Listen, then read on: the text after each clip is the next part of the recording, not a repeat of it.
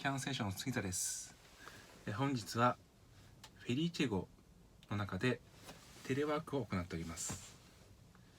このフェリーチェ号っていうのは軽自動車タイプで、乗車2名、就寝2名です。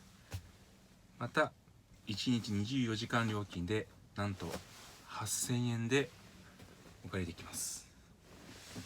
この中でパソコン、電源もしっかりと確保できます。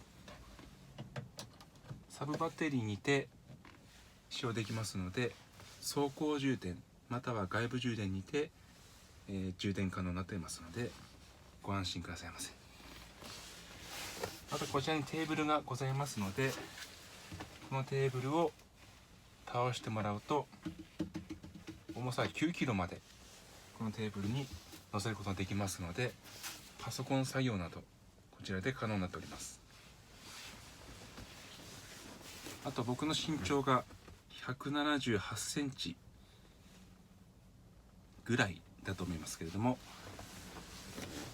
こんな180ぐらいある僕でも疲れた時にはしっかりと